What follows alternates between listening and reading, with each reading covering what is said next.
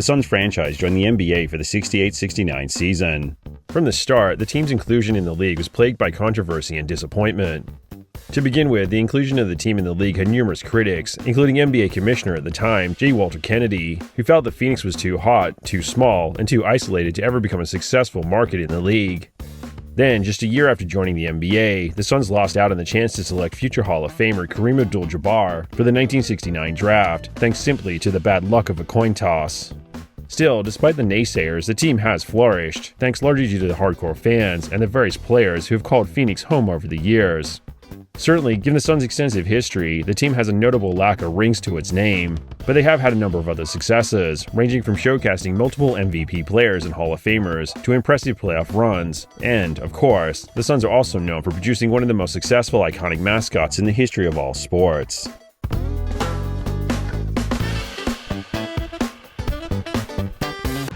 NBA champs. Come on!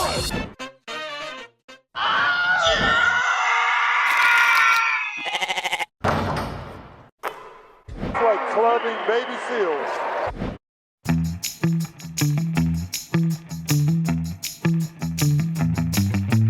The vast majority of NBA teams have mascots. Some are the perfect embodiment of a team spirit, others not so much, and are a work in progress. However, when fans think of league mascots, there's one specific team representative that comes to mind for most NBA fans, that of Phoenix, with their unlikely mascot for a team nicknamed the Suns, their gorilla mascot named Go.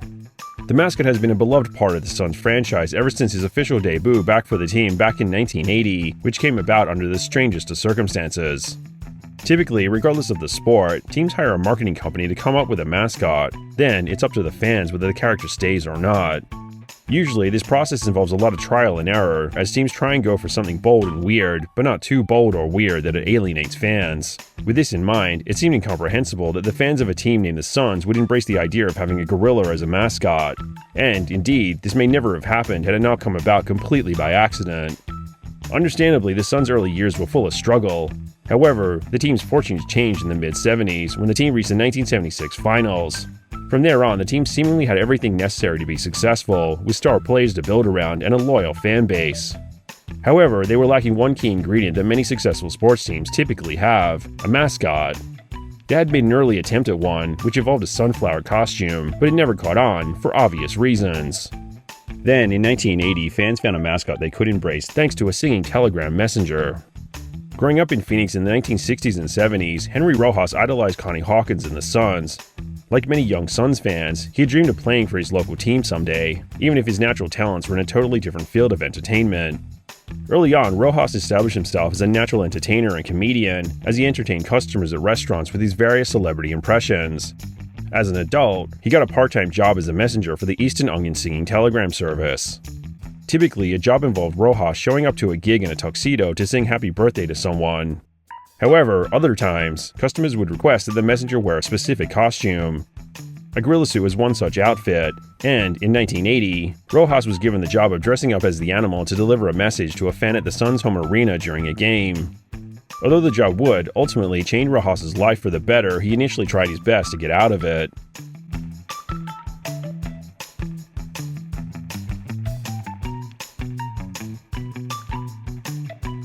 When Rojas arrived at the arena, an usher was supposed to direct him to the telegram recipient in the stands, but the usher never returned, and when fans caught a glimpse of Rojas, he began dancing. After the game, Rojas left the arena and soon forgot about the unusual gig. However, the next morning, Rojas heard Koi Radio complimenting his impromptu performance. Soon, others began ordering similar telegrams just to get Rojas back to the arena to perform. From that point onwards, Rojas went to every home game and did his routine as the team's unofficial mascot. Initially, team officials hated Rojas and his antics. However, so long as he just dressed in a costume and danced for the fans, they couldn't really do anything to stop him. Eventually, convinced by the fans' love for Rojas' antics, the Suns seized the opportunity and officially hired him for that season's playoffs, which eventually led to a long-term gig as the official mascot, regardless of how weird and perplexing it was to have a gorilla representing a team named the Suns.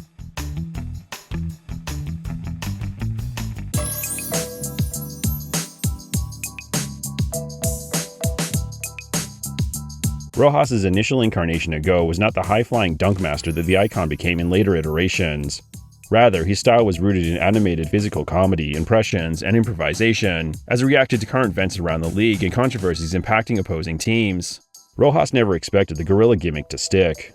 However, Go soon became a staple for the Suns franchise, as he was celebrated for his slapstick comedy and creative pranks as he fed off the crowd's energy and set the bar for what a sports mascot should be. Ultimately, Rojas' portrayal was based on the inherent comedy of a gorilla attempting to be human. Rojas represented the Suns up until 1988. At no point did the gorilla gimmick ever lose its touch. However, despite the success with the fans, behind the mask, Rojas was struggling emotionally. As soon as each game's performance ended, Rojas found that the mask felt mentally suffocating. So, ultimately, he decided to walk away from the job. Eventually, after unmasking himself, Rojas discovered his true calling as a motivational speaker. Still, he didn't completely retire from his work as Go. Despite walking away as the Suns' full-time mascot, Rojas still accepted offers as a freelance mascot for the league, which resulted in him working closely for a number of years with the Kings as the team's unofficial representative.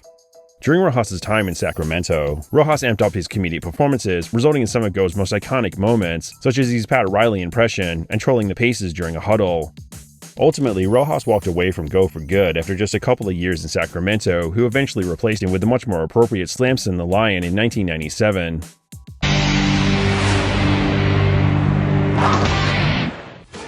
Eventually, Rojas found his true calling with the organization The Community of the Wild Goose, a spirituality-oriented group aiming to help those in need of direction in their lives. At the core of Rojas' message to attendees is the correlation between the physical mask he wore as Go and the metaphorical mask we all wear as humans to conceal our true, vulnerable selves.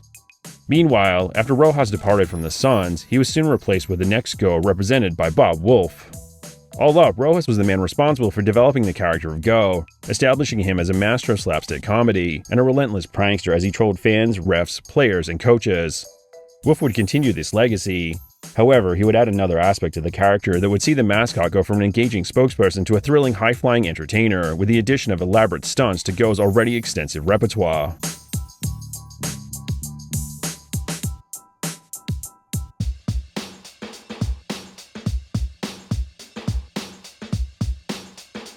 Despite still loving the Suns, Rojas has admitted that the current-day version of Go feels foreign to him. He's expressed disappointment that being a gymnast is seen as being more important than having comedic timing when it comes to mascots. Additionally, Rojas is also bothered by the fact that Go and other mascots cheer for their team no matter what, rather than siding with the fans when they're justifiably disappointed with their team's on-court performance.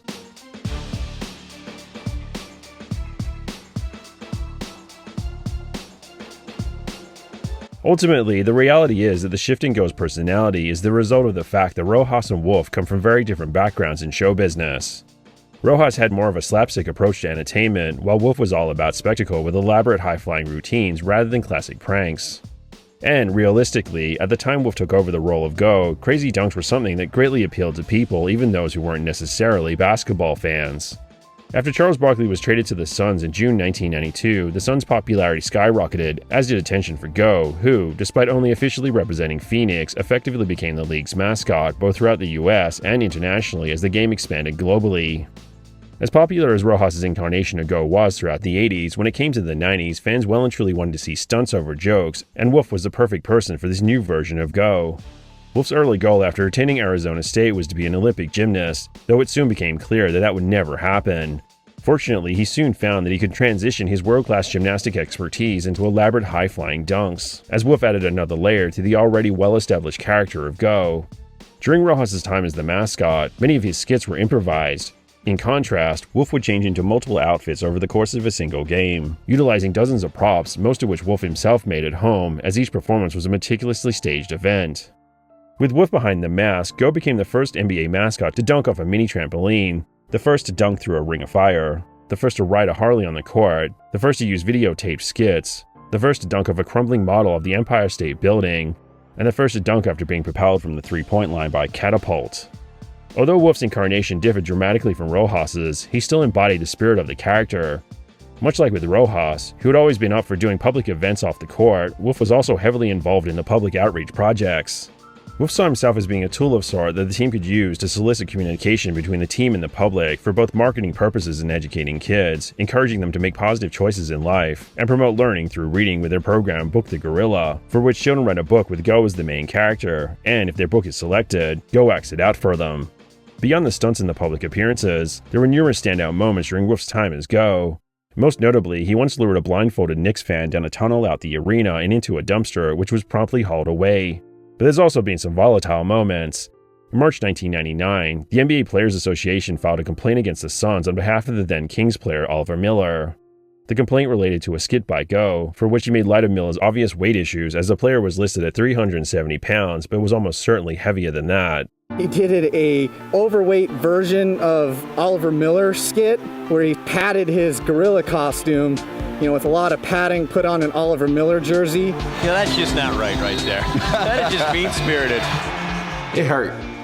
When he did that, I thought we was friends. And it mainly hurt because my kids were in the stands. After a number of weight-related antics, Go tumbled onto the floor. Unable to get up on his own, he had to be rolled off the court. While some of the Kings players laughed, Miller was mortified, especially because he'd once been a beloved member of the Suns during his early years in the league. In response to the official complaint, the Suns released a passive-aggressive statement in which they pointed out that they had always made fun of players and coaches and had been doing so for 18 years. Additionally, they highlighted that it was an obvious choice to make light of someone's weight when their livelihood relies on their athletic prowess. The Suns concluded their message by apologizing for any offense and wishing Miller the best in controlling his weight issues in the future. In another incident years later in April 2012, Go was punched in the face by Thomas Austin. The altercation occurred during a promotional event in Arizona after Austin left Go hanging in an attempted high five. Austin explained that he was a Heat fan. In response, Go playfully kicked him, which resulted in Austin punching the mascot in the face. Authorities were called. However, after explaining that both men would be arrested and charged with assault if they proceeded with legal action, both Austin and Go agreed not to press charges. Officially, Wolfe portrayed Go between 1988 and 2006, but he actually worked as a character for much longer. After nearly 2 decades in the role, by the mid-2000s, Wolfe was starting to feel the effects of putting his body on the line night after night. So, for the 06-07 season onwards, Wolfe took on a protege, Devin Nelson, who took on the in-game entertainment duties while Wolfe focused on Go's off-court, non-athletic appearances. Fittingly, Nelson got the job in much the same fashion as Rojas, completely by accident.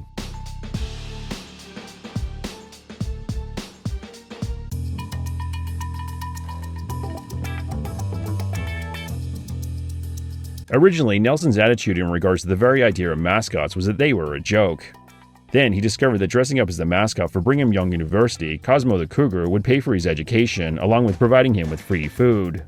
Shortly before graduating in 2006, Nelson was asked to fill in last minute as Go at a charity appearance in Utah.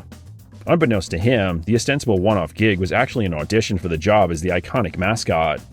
At the time, the Suns were looking for a backup for Wolfe, who was starting to feel the effects of doing the intensely physical job for so long. Behind the scenes, after performing as Cosmo for years, word had spread that Nelson would be the perfect person for the job. Following Nelson's one-off gig in Utah as Go, the Suns called him and asked him to return for an official audition. Soon after, Nelson was the new Suns mascot, at least during games. Nelson eventually walked away from the job after the 11-12 season. His decision to leave was mostly due to the fact that he was well aware that mascots have a career lifespan similar to those of professional athletes. That is, that their bodies can only do so much for so long. By the time Nelson retired, he'd already broken multiple bones, torn ligaments, required foot surgery, and had even almost bitten off part of his tongue. Additionally, many former mascots don't know what to do after they retire. Nelson didn't want to be in that position, so he went back to his original plan of becoming a dentist. Like Rojas, Nelson found that his time as Go helped him prepare for his career after he took off the mask. Since he wasn't allowed to talk while performing as Go, Nelson learned how to read people and get his point across using body language and hand gestures, which translated well to his work as a dentist. Additionally, after years of performing in a costume, Nelson understandably didn't have a problem with the idea of putting on a mask and gloves for his job.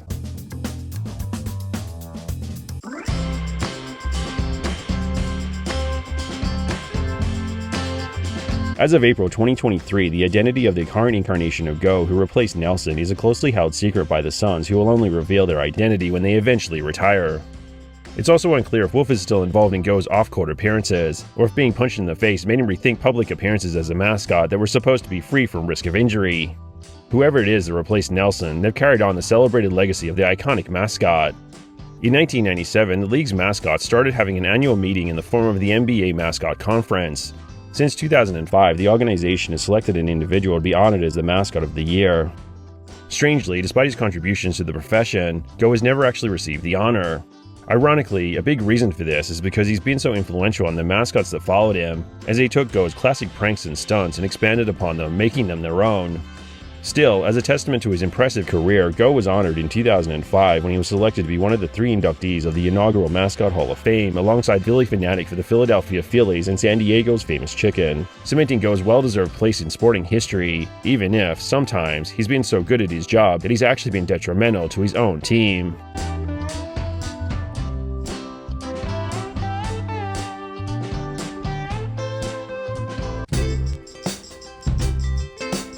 Throughout the 80s, Rojas revolutionized the entertainment during halftime shows, timeouts, and dead balls. Rojas' performances weren't about gymnastics, the likes of which are now synonymous with Go. Rather, his talents lay in timing, dancing, visual comedy, and audience engagement. With every non-game moment, Go was trying to tell a story, or communicate a comedic plot in 90 seconds without ever saying a single word. Ultimately, Go's jokes and pranks became some of the most legendary in the world of mascots. Then, Wolfe took on the character, adding the spectacular stunts to the legacy that Rojas established. Constantly raising the bar for himself, Wolfe would redefine the position of a mascot completely as the character became synonymous with outrageousness. Nelson and his successor carried on Rojas and Wolfe's legacy, all of which came about due to the unlikely scenario of a singing telegram request gone awry. When he was young, Rojas wanted to be a basketball player. However, as he got older, it became clear that he would never make the league as a player. Still, Rojas knew that he would become an entertainer, but he never thought it would be in a costume. Arguably, the best part of the accidental incarnation of Go is the fact that, while most mascots are meticulously created by marketing departments through trial and error, Go the Gorilla was truly organic in the best way possible. That is, a team icon chosen by fans and performed by someone who was passionate about the team, even if the idea of a franchise named the SUNS being represented by a gorilla makes no sense whatsoever.